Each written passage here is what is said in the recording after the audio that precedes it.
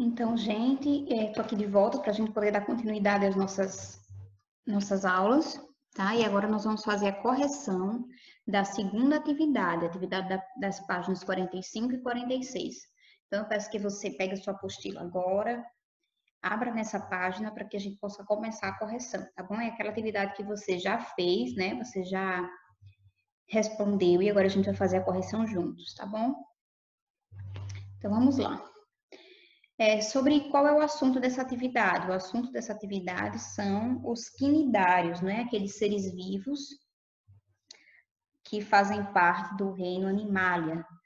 Os primeiros seres vivos aí que nós vimos foi o do filo Porífera, e agora nós vamos ver nós vimos o filo Quinidária também. Antes de encerrarmos as aulas, a gente tinha visto o filo Quinidária. E essa atividade aqui é para vocês poderem fixar melhor o conteúdo que a gente já viu. A número 1, então, diz o seguinte, vamos lá acompanhar. Os quinidários receberam essa denominação em virtude da presença de células urticantes chamadas quinidoblastos. Descreva a estrutura e a função dessas células para esses animais. Então, só para a gente relembrar, para poder colocar aqui a estrutura e a função dessas células, vamos relembrar aqui como é que ela funciona. Né? Lembram? Os quinidários está aqui a estrutura dos quinidários. Nós temos quinidários que são fixos, que nós chamamos de pólipos, e nós temos quinidários que são de vida livre, que nós chamamos de medusa. E aí eles são animais que já têm cavidade digestória, né? Um sistema gastrovascular.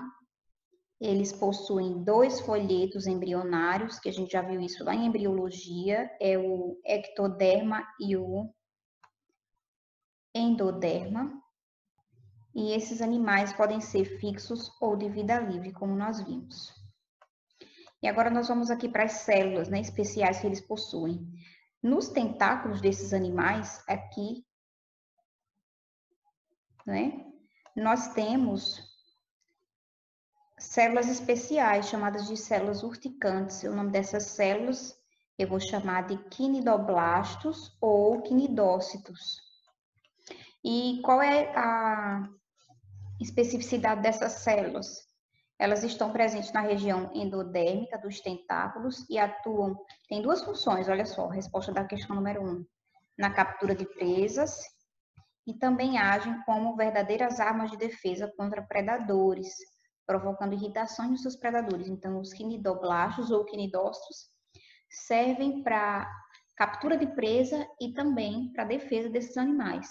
E qual é a estrutura dessa célula, que também faz parte da questão número 1? Essa célula, ela vai ter dentro do seu interior, e dentro dessa cápsula, que eu vou chamar essa cápsula de nematocisto, dentro dela eu vou ter um filamento parecido com um chicote enrolado, tá certo? Esse filamento aqui, ele vai ter um líquido tóxico no seu interior. Então, eu tenho uma cápsula chamada nematocisto. Dentro da cápsula, eu tenho um filamento tóxico com um líquido tóxico. E fora da cápsula, eu tenho um gatilho, uma expansão, parecido com um gatilho que eu vou chamar de quinidocílio. Quando esse gatilho é ativado, ou seja, quando ele bate em algum organismo, seja uma presa ou um predador que está atrás desse animal para capturá-lo para se alimentar dele, o que vai acontecer? Quando essa estrutura aqui, o quinidocílio, bater na presa ou no predador do quinidário, o gatilho vai ser ativado, o filamento vai sair de dentro do nematocisto, como um chicote realmente, ó. E esse filamento urticante, ele vai bater na presa ou no predador, causando assim graves irritações na pele do indivíduo, né? Aqui ele fala pele humana, porque no caso de ser humano, mas poderia ser qualquer indivíduo, pode ser um peixe, né? Que ela está capturando para se alimentar, tá certo? Então vamos voltar lá para a questão para a gente poder ver a resposta. Então, descreva a estrutura e a função dessas células para esses animais. Os quinidoblastos atuam na captura de presas e como defesa. Essa é a função. E a estrutura? Em seu interior existe uma cápsula nematocisto, ligado a um filamento responsável pela eliminação de um líquido urticante, aquele filamento que a gente viu. Existe também uma expansão, que é o quinidocílio, que ao ser tocada, faz com que o nematocisto dispare o filamento, liberando a substância tóxica, né? Pode ser na sua presa ou em algum outro organismo que ele esteja se defendendo.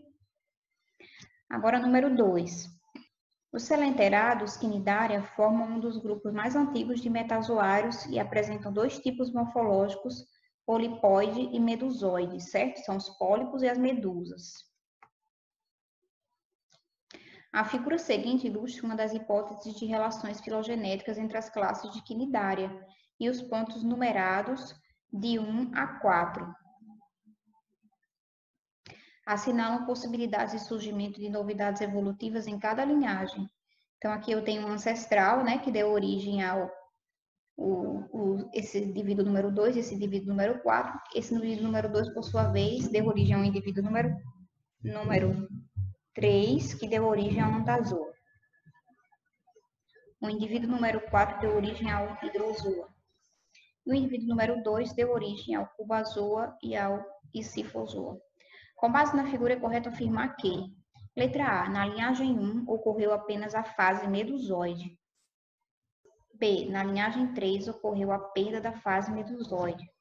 Aqui está falando que na 3 ocorreu a perda da fase medusoide. Aqui você vai ter que ir lá para as classificações, tá, dos grupos, para você poder responder essa questão. Está lá na página 42, os grupos. Na linhagem 4, ocorreu perda da fase medusoide. Na linhagem 2, surgiu a fase medusoide. Vamos olhar aqui. O hidrozoa. Quem são os hidrozoa? O hidrozoa são as caravelas, certo? Ocorre predomínio dos pólipos sobre as medusas, mas existem medusas também. Então, aqui eu vou ter tanto medusa como pólipo, nesse grupo aqui, hidrozoa. E esse outro aqui, o cubozoa. O cubozoa são organismos de vida livre, são medusas. O antozoa. O antozoa são os pólipos e anêmonas do mar e corais. Esses são indivíduos fixos, lembram? Anêmonas do mar e corais. E por último, esfisozoa, que são as medusas, as formas medusoides, todos aqui são de vida livre. São medusas. Então, ele pergunta, na linhagem ocorreu apenas fase medusoide. Olha, se daqui eu tenho tanto indivíduos hidrozoa, cubozoa, antozoa e sifozoa, significa que essa linhagem aqui não deu origem apenas aos indivíduos medusoides. A gente também tem indivíduos pólipos, que são esses aqui. Então, a número 1, letra A, não está correta. Na linhagem 3, ocorreu a perda da fase medusoide. Olha só, 3, antozoa. Vai lá para a página 43, vê comigo. Antozoa. Quem são os antozoa? É a classe mais numerosa de espécies de quinidários e inclui anêmonas e corais, tá certo? Então, a letra B está correta, marca a letra B, porque aqui, ó, nessa linhagem, a partir do indivíduo 3, surgiram indivíduos que não têm vida livre. Aqui a gente só tem anêmonas e corais, nós não temos aí as medusas, tá bom? Então, resposta correta, letra B. Por que a C está incorreta? Na linhagem 4 ocorreu perda da fase medusoide. Isso não é verdade. O hidrozoa, o grupo hidrozoa, possui indivíduos medusoides de vida livre, que é o caso da caravela, lembram dela? E, por último, aqui na linhagem 2 surgiu a fase medusoide. Está falando que na linhagem 2 surgiu a fase medusoide. Isso não é verdade, porque na 4 nós também temos esse grupo aqui que também é medusoide. Então, letra B. Marca a letra B. 3. Observe na figura a seguir as fases do fenômeno reprodutivo que ocorre no ciclo vital de uma espécie de selenterado, a Aurelia aurita, e responda. Então, aqui nós temos aqui o processo reprodutivo desse selenterado, né? E o que é que vai estar acontecendo aqui? Esses indivíduos, o macho e a fêmea, eles vão liberar gametas, ó, o gameta do macho vai se encontrar aqui com a fêmea, com o óvulo da fêmea, vai gerar um embrião, esse embrião vai se desenvolver, vai chegar no substrato, vai desenvolver assim um indivíduo fixo. Esse indivíduo fixo vai dar origem a um indivíduo de vida livre que vai começar um novo processo. Então, aqui ele está perguntando qual é o nome específico da figura assinalada com o número 1. Depois que o ovo ele eclode, tá certo? Nesse caso aqui, depois que o ovo ele eclode, nós vamos aí chamar esse indivíduo aqui de larva, tá certo? Nesses animais, o ovo eclode e eu chamo esse indivíduo de larva. O nome dessa larva é a plânula, certo? Então, a resposta da letra A é larva plânula. Tá bom? Vamos colocar aqui a resposta da letra A. Larva plânula.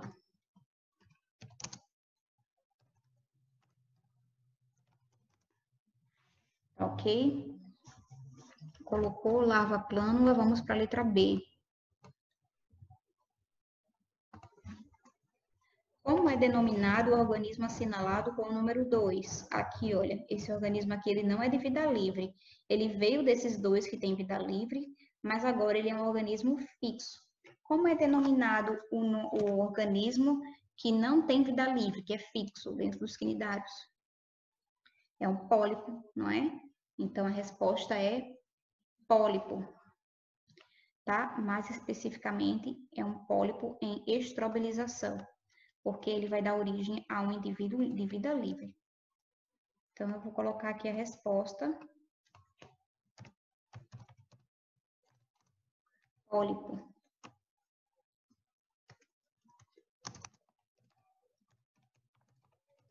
Por que que eu falo que ele está em estrobilização? Que ele vai dar origem aí, a partir desse momento, ele vai dar origem aos indivíduos de vida livre.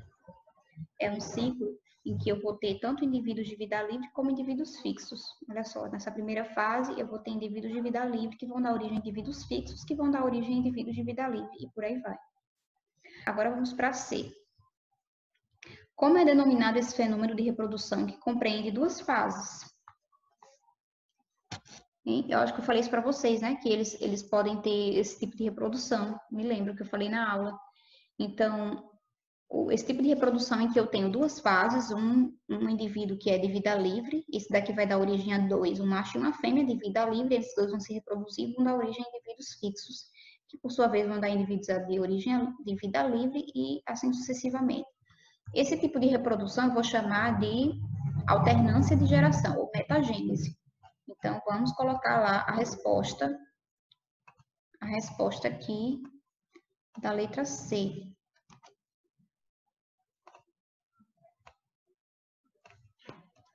Alternância de geração, ou metagênese. Tá ok? Coloca aí. Letra D. Qual é o nome do indivíduo apontado com o número 3? Vamos voltar para a figura para a gente ver. Número 3. Cadê o número 3? Aqui ele, né? Eu falei para vocês o seguinte, que esses indivíduos aqui grandes, adultos de vida livre, eles são chamados de medusa, né? Mas quando eles ainda estão nessa fase inicial, pequenininhos, depois que eles nascem a partir do pólipo, eu vou chamar de éfira, tá certo? Então, vamos colocar o nome aqui, a resposta, éfira. É o nome desses indivíduos aí da fase número 3. Coloca a resposta éfira. E, por fim, a letra E. Como é denominado o fenômeno que origina o indivíduo apontado com o número 3?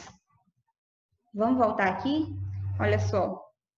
Esse aqui é um pólipo, ele passa por um processo que eu vou chamar de estrobilização, que vai dar origem a como se fossem esporos, certo? Esses esporos vão dar origem à éfira, que é esse indivíduo de vida livre juvenil. Então, o processo que ele vai passar para dar origem a esses indivíduos juvenis é o que eu chamo de estrobilização. Então, vocês vão colocar lá, na letra E, estrobilização. Vamos responder lá.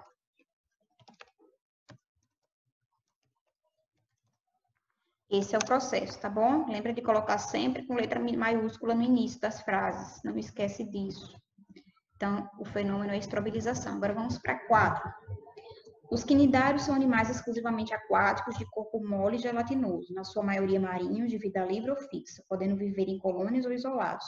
O aparelho corporal desses animais apresenta uma série de células especializadas e responsáveis por diversas funções. Na figura abaixo, temos a representação esquemática da estrutura celular de um pólipo de uma hidra, onde observamos os diversos tipos de células com funções as mais diversas, entre outras, função protetora, digestiva e sensitiva. Tá bom? Então, aqui a gente tem célula número 1, que tem um flagelo, célula número 2, essa escurinha aqui, célula número 3, célula número 4, olha só a célula número 4, aquela que tem um filamento urticante. Célula número 5. Aí pergunta-se, baseado nos textos dos seus conhecimentos, indique corretamente os nomes das células identificadas por números. Aqui tem a continuação da questão. Número 1, célula glandular. 2, sensorial. Célula nervosa, quinidoblasto. 5, digestiva. Observe aqui na figura. Qual é a célula quinidoblasto?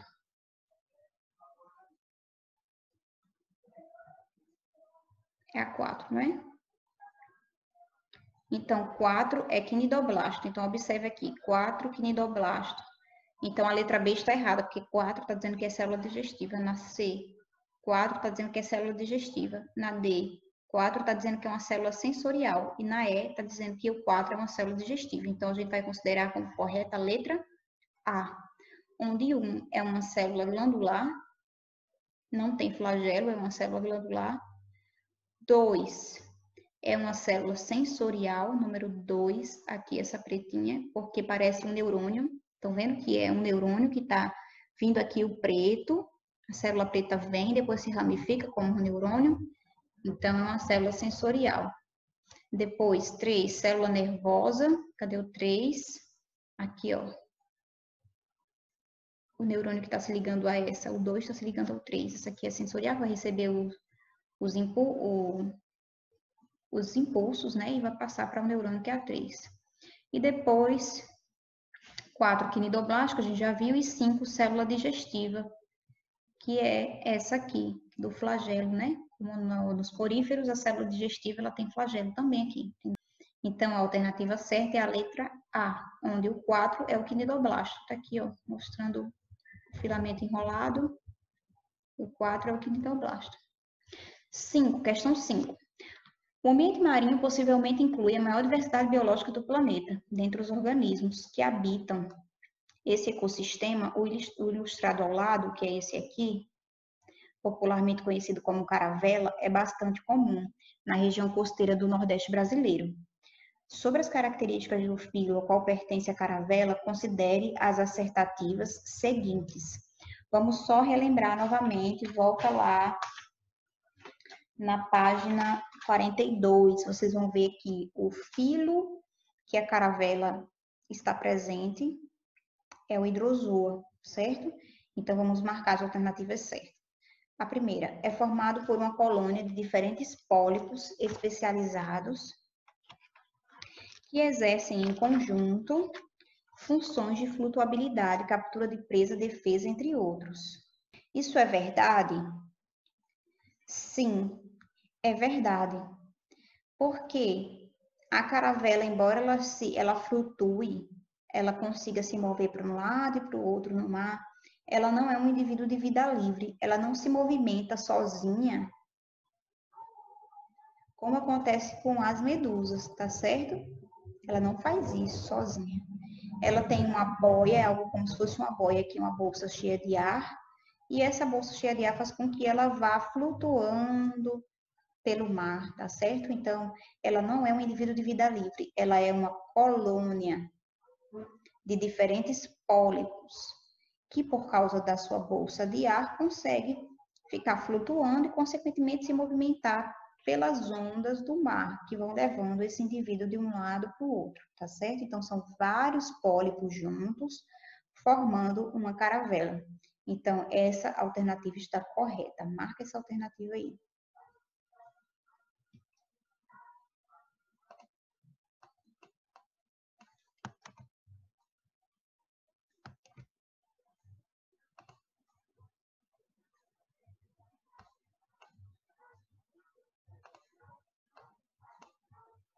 Marcou. Vamos para a próxima. Inclui animais de classe Anthozoa, anthozoários, como corais, cujos pólipos produzem um esqueleto de carbonato de cálcio. Isso é verdade? Não. As caravelas elas estão dentro do grupo Hidrozoa e Anthozoa. 2.2. É onívora, ou seja, se alimenta de animais e algas que são arrastados para a cavidade gastrovascular, onde ocorre a digestão intracelular. E aí? Essa também está incorreta, porque a caravela ela não é onívora, ela é carnívora, ela se alimenta de peixes. E 3.3 possui o corpo formado por espículas que não estão organizadas como um tecido verdadeiro. O contato com as espículas pode produzir queimaduras. Isso é verdade? É formado por espículas? Não, né? O corpo da caravela não é formado por espículas. E por fim, pode reproduzir-se por brotamento ou sexualmente, mas essas espécies são monóicas, ou seja, hermafroditas. Então, vamos lá. Essas espécies são hermafroditas, a gente viu lá naquele ciclo, vamos voltar aqui para outra imagem, que não, né? Eu tenho aqui um indivíduo que é macho e um indivíduo que é fêmea. Isso aqui não é uma caravela, isso aqui é uma água-viva, mas as caravelas também possuem esse mesmo sistema. Então, a única alternativa que está correta é a 00. Tá bom? Então, vamos para 6. A última questão. Os recifes de corais estão localizados em diferentes pontos do litoral brasileiro. Pesquise em revistas, livros, jornais e na internet a importância dessas formações para o ecossistema marinho e as comunidades litorâneas e seu potencial turístico. Pesquise também o estado de conservação e os tipos de degradação que os recifes de corais podem sofrer. Depois, monte com os colegas um informativo para troca de informações. Nessas 6, você não precisa fazer esse trabalho inteiro, tá bom? Você vai precisar apenas descrever aqui a importância dessas formações para o ecossistema marinho e comunidades litorâneas. Qual a importância dos recifes de corais para os ecossistemas marinhos? Eu falei para vocês em sala que os recifes de corais, eles são importantes porque eles são considerados um berçário, né? E também a casa de muitos organismos, muitos peixes, muitos animais marinhos, eles vivem ali e se abrigam nos recifes de corais, não é assim? Então, eles são importantes principalmente por isso e também eles abrigam esponjas, né, que são animais filtradores. Os recifes de corais têm uma importância para as comunidades litorâneas e o potencial turístico, né? Muitas vezes, porque os recifes de corais abrigam muitos animais marinhos, né? É um ambiente extremamente delicado, mas ao mesmo tempo muito lindo. Eles atraem turistas, né? E fazem com que aquela comunidade que possui recifes de corais no seu entorno possa receber esses turistas da melhor forma possível, certo? De acordo com as regulamentações, para que eles possam visitar esses recifes, fazendo assim com que haja uma atividade econômica rentável para aquela população que está ali. Então, é isso que vocês vão colocar aqui na questão 6. Vocês podem colocar que os recifes de corais têm a sua importância, porque eles são considerados berçários e também a casa, né, o ambiente, que vocês vão colocar a palavra habitat com H-A-T-A-T, é o habitat desses organismos. E com relação à importância para as comunidades litorâneas e o potencial turístico, é que esse ambiente, por ser um ambiente lindo, né, por ser um ambiente também bastante conservado, né, existem políticas de conservação e de preservação dos recifes de corais, porque eles são berçários, então eles vão servir aí para a prática turística, claro que dentro das normas, das regulamentações que existem, para que essas comunidades possam ter um meio de vida através dos recifes de corais, tá bom? Então é isso, essa foi a correção da segunda atividade. No próximo vídeo nós vamos ter a aula sobre plateumintos e nematoda, tá bom? Um beijo para vocês, até a próxima.